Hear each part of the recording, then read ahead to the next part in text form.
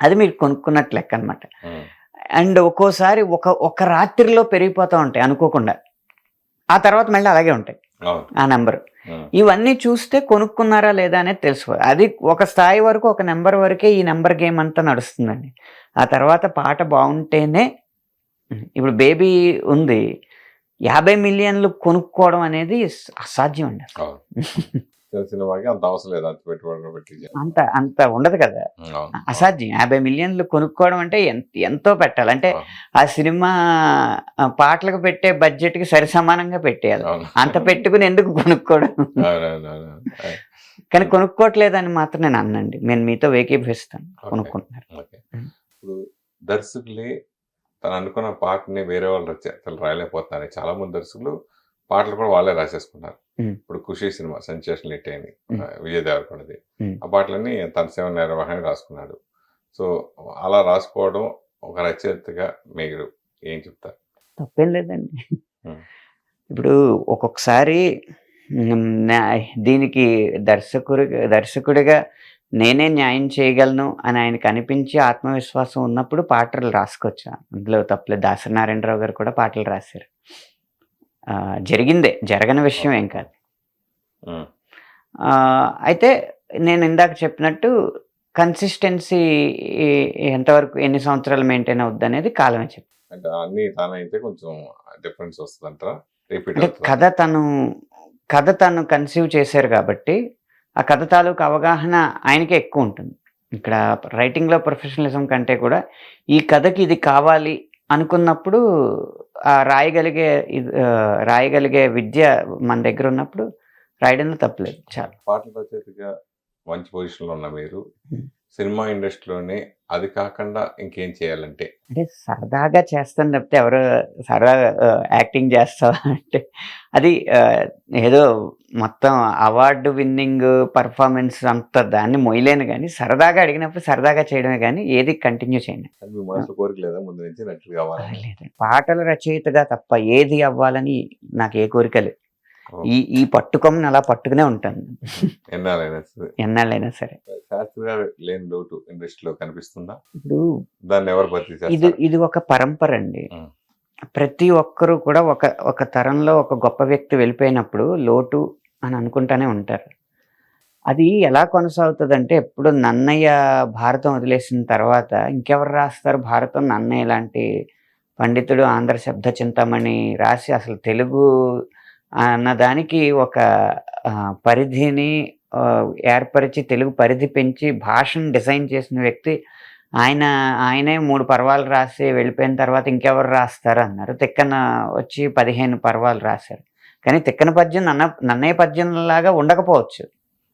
ఆ శైలి వేరు. తిక్కన గారి శైలి తిక్కన గారి శైలి. అలా ఎంతైనా ఆ మూడో పర్వంలో సగంలో ఆపేశారు నన్నయ్య గారు. అందుకని ఆ సగంలో సగం నుంచి రాస్తే మళ్ళీ మరణ భయం ఉంటదని తిక్కన గారు రాయలేదేమో! మరి ఆ మిగిలిపోయిన ఆ కొంచెం ఎవరు రాస్తారు అంటే ఎర్రనొచ్చి రాసారు. ఆయనేమి అది రాసిన తర్వాత ఏం పరంపదించేయలేదు.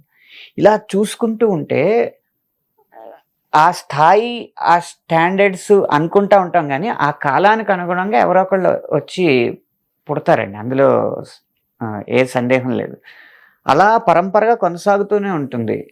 మనకు కూడా ఆత్రేయ గారు పోయినప్పుడు అలాగే అనుకునుంటారు. కానీ తర్వాత మంచి పాటలొచ్చినియి. వేటూరు గారు పరంపదించినప్పుడు అనుకున్నారు. కానీ తర్వాత మంచి పాటలొచ్చినియి.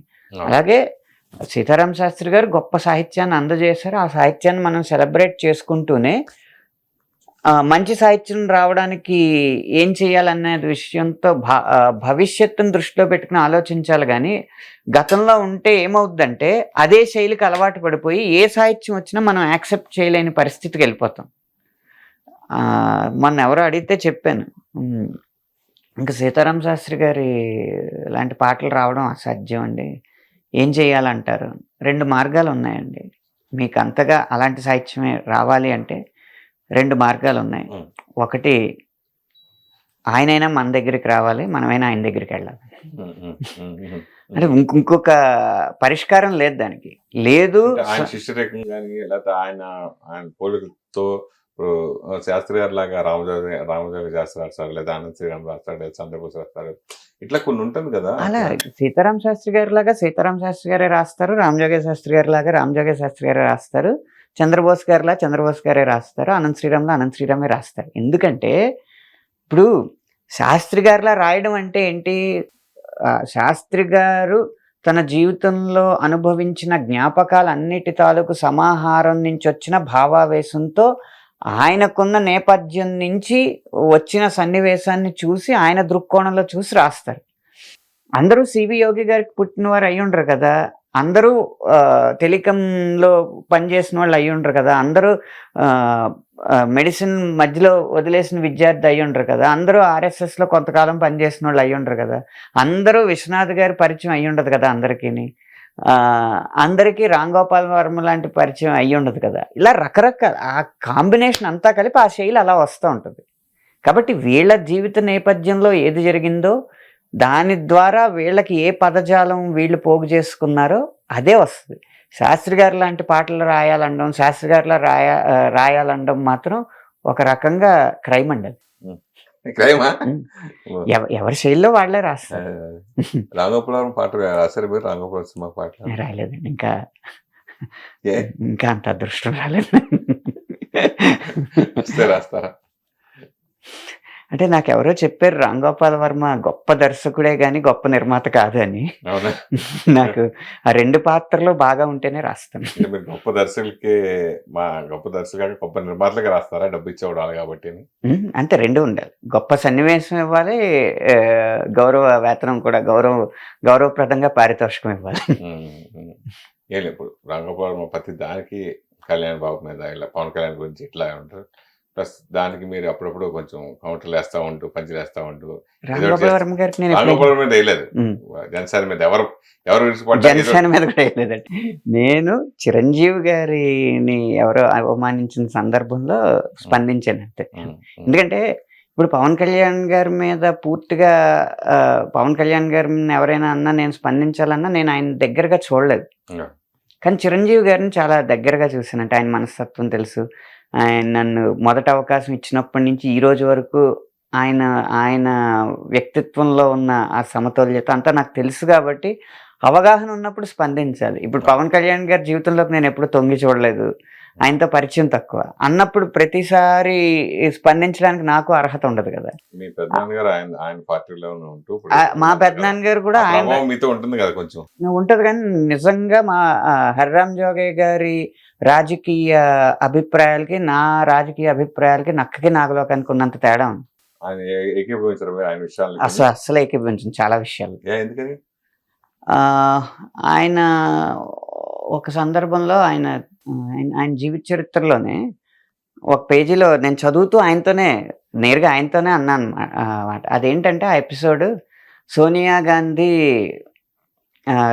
పార్టీ పగ్గాలు చేపట్టాలి, సోనియా గాంధీ రాజకీయాల్లోకి రావాలి అని చెప్పి నేను ఎమ్మెల్యే సమరసింహారెడ్డి రిలే నిరాహార దీక్షలు చేసాం, మేము కూడా పోరాడాం ఆవిడ పార్టీ పగ్గాలు చేపట్టాలని అని ఏదో ఎపిసోడ్ రాశారు. ఎందుకు రాశారండి అది? మరి లేకపోతే అప్పుడు కాంగ్రెస్కి ఇంకో ఆప్షన్ లేదండి. ఏ నాయకుడైనా మొదట దేశం భవిష్యత్తు, తర్వాత పార్టీ భవిష్యత్తు, తర్వాత తన భవిష్యత్తు, ఈ ఆర్డర్లో చూడాలి కదా. మీకు దేశం కంటే పార్టీ భవిష్యత్తే ఎక్కువ ముఖ్యం అనిపించింది ఆ సందర్భంలో. అందుకని నేను ఏకీభవించలేకపోతున్నాను. దానివల్లే